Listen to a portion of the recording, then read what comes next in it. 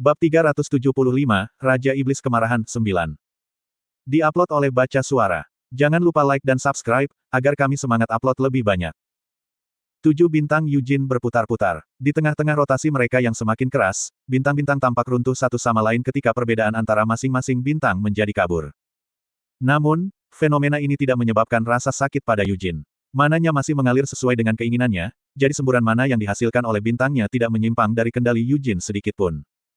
Meskipun Yujin hampir meledak karena mengandung kekuatan seperti itu, tubuhnya tampaknya tidak memiliki masalah dalam menanganinya. Cincin Agarot, dikenakan di jari manis tangan kiri Yujin, memancarkan cahaya merah gelap. Tapi kekuatan cincin itu belum diaktifkan. Cahaya ini adalah cahaya kekuatan ilahi. Untuk beberapa alasan, jejak Divine Power yang tersisa di Agarot sering menanggapi kehendak Yujin. Krek-krek-krek. Suara pecah terdengar dari suatu tempat jauh di dalam tubuh Raja Iblis, tapi bukan tubuh fisik Iris yang hancur. Suara itu dihasilkan karena terlalu banyak massa kekuatan gelap yang sangat besar yang membentuk keberadaan Raja Iblis telah dikonsumsi. Itu juga sebagian karena fakta bahwa itu serangan yang baru saja dia serang adalah pukulan yang sangat berat. Bang! Berbeda dengan ledakan besar kebisingan, Raja Iblis tidak terbang sejauh itu. Dia hanya tersandung mundur paling banyak beberapa langkah, dan lukanya tidak terlihat terlalu besar. Mengikuti lintasan ayunan Holy Sword, sekarang ada garis diagonal padat yang dimulai di bahu kanan Iris dan berakhir di pinggang kirinya. Itulah satu-satunya luka yang terlihat yang tersisa di tubuh Raja Iblis. Batuk. Tapi wajah Raja Iblis berubah saat dia tersedak. Darah hitam mengalir keluar dari bibirnya yang tanpa sadar terbuka. Dia sudah mundur beberapa langkah untuk mengurangi kekuatan, tapi itu belum cukup. Raja Iblis terhuyung satu langkah lagi ke belakang saat dia meletakkan satu tangan di garis tebal yang telah diukir di tubuhnya. Wah! Pada saat itu, darah muncrat dari lukanya. Tebasan itu benar-benar pukulan berat, dan yang serius pada saat itu. Itu juga menyerang dalam. Tebasan Yujin Lionheart telah melampaui mengiris tubuh Raja Iblis dan berhasil mencapai inti keberadaannya. Dia berhasil mendaratkan pukulan berat hanya dengan satu serangan, tetapi Yujin sudah mengayunkan pedangnya sekali lagi. Dan setelah itu, akan datang beberapa kali lagi, karena tidak mungkin serangannya akan berakhir di sana. Yujin telah mengaktifkan pengapian. Sekarang dia menggunakan Ignition, dia pasti harus membunuh Raja Iblis. Karena begitu Overclocking Core-nya berakhir, dia tidak akan ditinggalkan dalam keadaan apapun untuk bertarung. Batuk. Raja Iblis memuntahkan lebih banyak darah saat lengan yang diangkat mati-matian untuk membela diri diiris oleh pedang Yujin. Api hitam yang menyebar dari tebasan itu menyapu luka dan mulai menggerogoti keberadaan Iris. Menjerit, Raja Iblis tersandung ke belakang. Yujin tampak berbeda. Itulah pikiran yang ada di benak semua orang. Sambil mencoba menekan sakit kepala yang terasa seperti tengkoraknya terbelah, Anise menepis pikiran yang tersisa. Sementara itu, Christina menjilat bibirnya yang berdarah dan membacakan doa dengan kaki gemetar. Fuosh! Tubuh Yujin diperkuat oleh keajaiban dan berkah, dan cahaya suci diproyeksikan ke pedang suci yang sudah bersinar. Dia menggunakan Ignition, pikir Sienna sambil mencengkeram dadanya dan terengah-engah. Sienna tiba-tiba mendengar suara di dalam kepalanya, Lady Sienna. Itu adalah Mais, yang berada di kapal di belakang mereka. Dengan setia mengindahkan peringatan Sienna, dia menjaga jarak. Mengaktifkan kembali lubang abadinya yang sekarang reot, Sienna menggonggong, berikan padaku. Mais meneruskan perintah ini. Gur! Mana dari Mais dan penyihir lainnya mulai mengalir ke Sienna. Mana ini berderak seperti kilat di atas tongkatnya yang melambai saat kabut putih murni mulai berkumpul pada satu titik. Sienna menggigit bibirnya, sekarang dia menggunakan Ignition, tidak ada jalan untuk kembali. Krek-krek-krek-krek. Lusinan lampu melesat ke arah Yujin dan mulai mengikuti gerakannya. Berbeda dengan cahaya pedang cahaya bulan, cahaya yang saat ini menutupi Yujin tidak menolak sihir Sienna. Sebaliknya, sayap prominens di punggungnya terbakar lebih ganas saat sihir menempel padanya.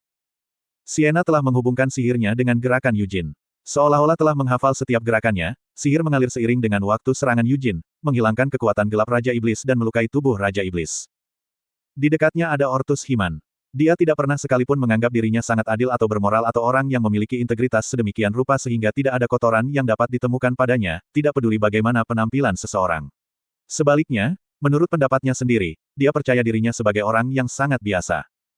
Tentu saja, ini tidak mengacu pada bakatnya dalam seni bela diri. Itu mengacu pada sifat bawaan Ortus Himan sebagai seorang pria.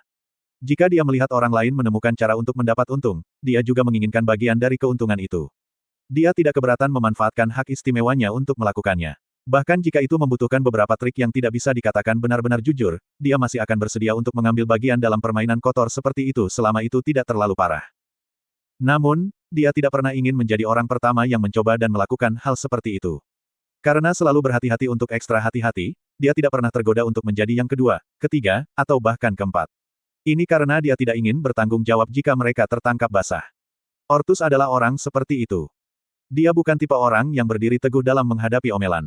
Jika memungkinkan, dia selalu lebih suka mundur dengan licik dan menggunakan orang lain sebagai penutup. Dia benci pikiran menjadi pengecut dan melarikan diri sendiri. Tapi dia masih bersedia melakukannya jika itu tidak bisa membantu dan jika semua orang melakukannya. Seiring bertambahnya usia Ortus, dengan kebijaksanaan yang telah dia kumpulkan selama bertahun-tahun, dia masih percaya bahwa tindakan terbaik adalah menundukkan kepala dan menghindari menonjol. Namun ironisnya, kehidupan Ortus tidak berakhir seperti itu. Ortus telah menemukan dirinya dalam posisi di mana beberapa orang lain di seluruh negeri ini dianggap sama seperti dia. Akibatnya, dia sering terjebak dalam hal-hal yang berada di luar kemampuan alaminya untuk menangani, dan ekspedisi penaklukan ini tidak berbeda. Ortus tidak menganggap dirinya sebagai pahlawan, dia juga tidak percaya bahwa dia pantas mendapat kesempatan untuk menjadi pahlawan. Ketika tujuan ekspedisi telah berubah dari menaklukkan permaisuri bajak laut menjadi menaklukkan Raja Iblis, alasan Ortus setuju untuk bergerak maju setelah menyelesaikan pertimbangannya sendiri bukanlah karena dia memiliki keyakinan yang tidak perlu dipertanyakan lagi dalam kesuksesan mereka. Itu karena dia tidak ingin bertanggung jawab setelah tidak melakukannya.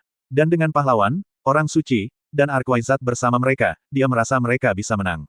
Jadi Ortus memutuskan untuk menundukkan kepalanya dan diam-diam membiarkan dirinya terbawa oleh tujuan dan tekad mereka sehingga setelah itu, dia masih bisa membual tentang hal itu jika semuanya berjalan dengan baik. Namun, sekarang, aneh sekali, pikir Ortus dalam hati. Sekarang, tidak ada alasan baginya untuk melangkah maju. Eugene Lionheart telah menjadi protagonis pertempuran ini sejak awal. Sementara Eugene jauh dari medan perang, Ortus harus mempertaruhkan nyawanya dan menghalangi Raja Iblis. Tetapi sekarang setelah Eugene kembali, Ortus tidak perlu terus melakukannya. Namun, bertentangan dengan pemikiran seperti itu, tubuh Ortus bergerak maju. Meskipun seharusnya tidak ada kebutuhan baginya untuk melakukannya, dia masih melangkah maju untuk memblokir Raja Iblis dari satu sisi sambil mengayunkan pedangnya. Apakah karena mereka harus menang dengan segala cara? Ya, itu tentu penting. Namun, selain itu, Ortus juga merasa bahwa inilah yang perlu dia lakukan. Ortus menyerah, baiklah kalau begitu. Meskipun inti keberadaannya telah terancam, kekuatan gelap Raja Iblis tetap menjadi ancaman ganas. Bahkan saat kekuatan gelapnya diblokir oleh pedang suci dan sihir Siena menghancurkan tubuhnya, niat membunuh masih bersinar di mata Raja Iblis. Untuk berpikir bahwa aku juga memiliki sisi ini padaku, pikir Ortus kecut. Naluri yang telah dia latih selama karirnya yang panjang membuatnya mengulurkan pedangnya. Klang! Beban berat dari pukulan tiba-tiba melemparkan tubuhnya ke belakang, tetapi bibir Ortus berkedut menjadi senyum tegang. Kekuatan Demoneye Iris telah bermanifestasi tanpa tanda apapun dan telah menargetkan para pendeta yang mendukung Sein. Namun, berkat Ortus, Demoneye Raja Iblis tidak dapat membunuh para pendeta seperti yang dia harapkan. Marah, Raja Iblis melepaskan kekuatan Demoneye-nya sekali lagi. Materi gelap menghujani Ortus, yang belum memperbaiki dirinya sendiri setelah terlempar ke belakang. Namun, sekali lagi, rencana Raja Iblis menjadi kacau. Pedang Eugene membelah materi gelap, dan pada saat yang sama, sebuah panah mengenai tubuh Ortus. Ifik, Ortus berpikir dengan heran. Anak panah yang mengenai tubuhnya tidak diasah. Ketika itu memukulnya, yang dilakukannya hanyalah mendorongnya menjauh. Ortus, yang didorong mundur beberapa langkah lagi oleh panah, tanpa sadar mendengus. Untuk berpikir bahwa itu dia benar-benar akan menerima bantuan dari pria itu. Sementara itu, Ifik berpikir, saya tidak pernah tahu bahwa Ortus bisa bertarung begitu sengit. Dan untuk berpikir bahwa dia benar-benar akan berakhir menyelamatkan Ortus. Ifik juga mendengus saat pikiran ini melintas di kepalanya. Ifik menganggukkan panah lain di tali busurnya saat dia mengalihkan pandangannya kembali ke arah Raja Iblis. Ifik menghela nafas tanpa menyadari bahwa dia melakukannya. Dia bisa saja menembakkan anak panah lain, tetapi dia tidak bisa melepaskan tali busur. Untuk berpikir, bahkan pada jarak ini. Lokasi pertempuran hanya pada jarak di mana Ifik seharusnya bisa menerima semuanya hanya dengan satu pandangan, tapi dia tidak bisa melihat apa-apa. Dia mampu mengambil adegan secara keseluruhan, tetapi dia tidak bisa mengerti atau bahkan mencoba mengikuti salah satu gerakan yang terjadi dalam kekacauan itu. Jadi ini seberapa besar celah yang ada. Ifik bergumam tak percaya. Sebelumnya, Eugene sudah jauh lebih kuat dan lebih cepat sehingga Ifik berjuang untuk mempercayainya, tetapi gerakan Eugene saat ini bahkan tidak bisa dibandingkan dengan apa yang dia tunjukkan sebelumnya. Ifik merasa hampa dan konyol. Pemalas yang suka membuat hal-hal seperti daftar biasanya menyebutkan sekelompok orang tetap setiap kali mereka mendiskusikan siapa ksatria terhebat di benua itu, tetapi semua itu sekarang hanya omong kosong. Tidak perlu nama lain muncul ketika membahas siapa yang harus berada di urutan teratas daftar itu. Itu adalah Eugene Lionheart. Setelah hari ini, seluruh benua akan menyadari fakta itu. Jika mereka selamat, Ifik akan menjadi orang pertama yang mulai memberitahu orang-orang tentang hal itu di pub terdekat. Charmaine juga memiliki pemikiran yang sama persis. Dia juga tidak hanya memikirkannya. Dia bisa merasakan kebenarannya dengan seluruh tubuhnya. Dia tidak lagi bisa mengikuti arus pertempuran ini. Bahkan jika Charmaine mencoba yang terbaik, dia pada akhirnya lebih lambat dan lebih lemah dari Yujin. Mereka telah mencapai peringkat yang sama dalam Formula Api Putih di bintang ketujuh, tetapi mengapa masih ada perbedaan di antara mereka? Tidak, di tempat pertama, apakah nyala api itu benar-benar dari Formula Api Putih? Charmaine bertanya-tanya, mereka yang tidak ortodoks. Api hitam. Wah! Kekuatan gelap Raja Iblis nyaris tidak menyerempet ujung rambutnya. Sambil memutar tubuhnya seperti gasing di udara, Charmaine mengayunkan kakinya. Bam! Meskipun tendangannya diblokir oleh penghalang, itu masih berhasil menghentikan gerakan Raja Iblis selama beberapa detik. Raja Iblis mendengus, gah. Yujin memanfaatkan celah itu untuk menusukkan pedang suci ke tenggorokan Raja Iblis. Saat pedang menembus dagingnya, api meledak, menutupi seluruh tubuh Raja Iblis. Klek-klang. Genosida surga Charmaine sepenuhnya meluas dengan sendirinya. Api putih bersih berkumpul di tengah telapak tangannya. Teknik Charmaine yang paling kuat, Destiny Breaker, menghantam Raja Iblis. Ruoar. Api menelan Raja Iblis dan kemudian berubah menjadi angin puyuh berapi-api yang membubung ke langit. Api putih Charmaine menjadi terjalin dengan api hitam Yujin. Sayap Prominence berkobar ke atas. Bulu-bulu yang berkibar menempel satu sama lain, menciptakan bintik-bintik hitam. Krek-krek-krek-krek. Gerhana jatuh dari langit, membom Raja Iblis dan mengirimnya dan angin puyuh api menerjang. Iris bingung, ini. Dia bahkan tidak bisa terus berteriak, dan dia tidak memiliki kekuatan yang tersisa untuk memberikan perlawanan yang berarti terhadap kekuatan ke bawah yang bekerja padanya. Yang bisa dilakukan Raja Iblis hanyalah mati dan dihidupkan kembali beberapa kali saat dia terus didorong ke bawah oleh kekuatan besar. Slot iklan, kamu bisa pasang iklanmu di sini. Iris menyadari, apakah aku benar-benar memang akan mati? Cebur. Tubuh Raja Iblis jatuh ke laut. Hanya setelah Raja Iblis memasuki laut, dia dibebaskan dari kekuatan gerhana yang membombardir. Dia mungkin benar-benar mati di sini. Kebenaran yang tidak ingin dia terima terus beredar di kepalanya. Berat kata, kematian, sepertinya menyeret Raja Iblis lebih jauh ke dalam jurang. Sekaratnya, meskipun dia telah menjadi Raja Iblis. Dia sekarat tanpa melakukan apa-apa, tanpa meninggalkan warisan. Iris ragu-ragu, jika aku melarikan diri. Takdir sering berulang. Kata-kata yang ditinggalkan oleh Raja Iblis penahanan mulai berputar di dalam kepalanya. Jangan takut, Iris. Dia melihat mantan Raja Iblis kemarahan diam-diam mengucapkan kata-kata ini. Dia menggunakan ignition. Dia seharusnya tidak punya banyak waktu tersisa sekarang, pikir Iris dengan tenang. Setelah mengaktifkan pengapian, dia hanya bisa bertahan paling lama 10 menit. Berapa banyak waktu yang telah berlalu? Berapa banyak kekuatan gelap, kekuatan hidup, dan keabadiannya yang tersisa? Selama dia bisa tetap hidup sampai durasi pengapian berakhir. Aku akan menang, Iris menyadari. Tapi apakah itu benar-benar terjadi? Rip. Laut di sekitar Raja Iblis terbelah sehingga dia tidak lagi dikelilingi oleh air laut. Raja Iblis melebarkan matanya saat dia mendongak, hanya untuk melihat pedang suci dipenuhi dengan api hitam. Pedang itu telah melepaskan tebasan yang baru saja membelah laut. Iris berkata pada dirinya sendiri, aku hanya perlu bertahan sampai ignition berakhir. Tapi berapa menit lagi dia bisa bertahan? Pikiran seperti itu terus berulang di dalam kepala Raja Iblis. Dan jika dia berhasil menanggungnya, setelah itu, apakah dia benar-benar bisa menang? Bahkan jika Hamel dipaksa untuk berhenti bertarung, masih ada yang lain, Sienna bijaksana dan orang suci. Ini mungkin tidak terjadi sebelumnya, tetapi untuk Raja Iblis saat ini, yang mendekati akhir garis, dia tidak bisa memastikan bahwa dia pasti bisa menang melawan dua lawan itu. Selain itu, Charmaine, Ortus, dan Ivik juga ada di sini. Dalam kondisinya saat ini, bahkan mereka bisa menjadi ancaman baginya. Melarikan diri. Kata ini sekali lagi muncul kembali di benak Raja Iblis. Tidak, Raja Iblis menyangkal pikiran itu begitu muncul di kepalanya. Itu adalah ide yang bodoh. Tidak ada lari dari ini. Adapun kemenangan, atau bertahan hidup, itu juga keinginan bodoh. Raja Iblis menghadapi esensi dari keinginannya yang tersembunyi jauh di dalam hatinya. Memang benar bahwa itu dia memang menginginkan kemenangan dan kesempatan untuk mencari kemuliaan. Namun, hal paling mendasar yang dia inginkan adalah balas dendam. Balas dendam pada siapa? Pada dia, Hamel. Tidak peduli apa yang mungkin terjadi, dia harus membunuh Hamel. Rata, bahkan jika itu berarti dia tidak akan dapat mengambil tempat yang semestinya sebagai Raja Iblis. Bahkan jika itu berarti dia akan mati di sini hari ini. Bahkan jika dia tidak bisa menimbulkan kemarahannya di seluruh dunia. Sebagai Raja Iblis dan Iris, membunuh Hamel lebih penting dari apapun. Itulah yang diinginkan Iris lebih dari kemuliaan, kemenangan, atau bahkan kelangsungan hidupnya sendiri. Hamel harus mati di sini, di laut ini. Untuk ayahku, Iris bersumpah dengan sungguh-sungguh.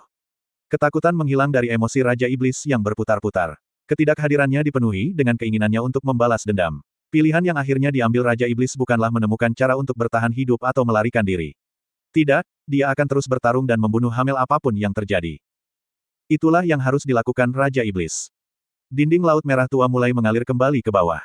Raja Iblis melompat ke atas, mengabaikan yang lainnya untuk menyerbu Yujin. Niat membunuhnya dimasukkan ke dalam semua kekuatan gelapnya yang tersisa. Alih-alih pertahanan atau penghalang, semua kekuatannya difokuskan pada menyerang dengan tangan dan kakinya yang berayun. Bang! Dikejutkan oleh pukulan ini, Yujin ditarik ke belakang. Pada awalnya, Raja Iblis mengira dia mungkin mencoba mengulur waktu, jadi dia terkejut ketika dia menagihnya secara terbalik.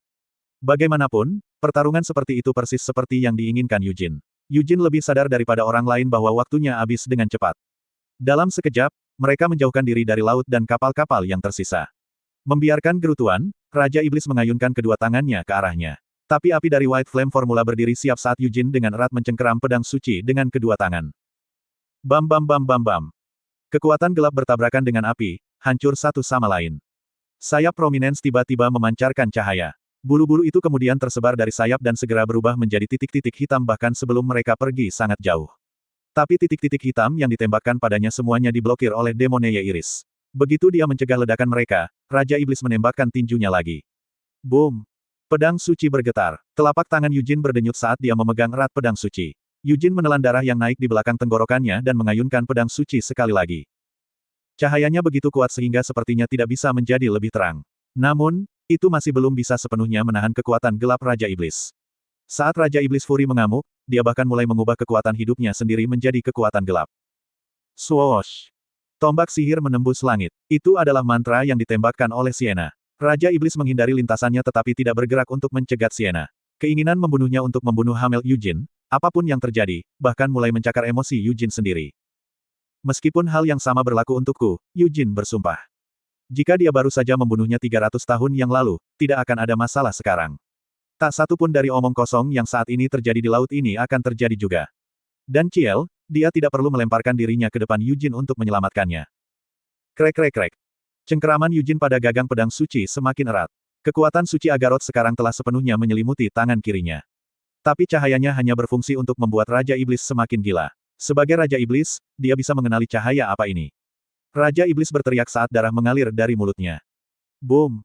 Setiap kali mereka bertabrakan dengan kekuatan penuh, jantung Yujin berdebar-debar saat bintang-bintangnya didorong melewati batas mereka oleh pengapian. 7 bintang mulai benar-benar runtuh dari ketegangan karena telah menghasilkan semburan mana sampai sekarang. Meski begitu, resonansi dan rotasi bintang tidak pernah berhenti. Bintang White Flame Formula juga bertindak sebagai core yang mengendalikan mana. Jika bintang hancur, itu berarti salah satu core-nya juga akan hancur. Setelah core rusak, orang tersebut biasanya akan mati. Bahkan jika mereka beruntung, mereka akan lumpuh selama sisa hidup mereka. Namun, Yujin saat ini tidak bisa merasakan sakit, apalagi merasakan kematiannya yang akan datang. Api yang dipicu oleh ignition mampu menciptakan bintang baru setiap kali salah satunya hancur. Puluhan dan ratusan bintang yang telah hancur sejauh ini sudah cukup untuk membentuk galaksi di dalam Yujin. Yujin berhasil mencapai bintang ke-7 dari Formula Api Putih.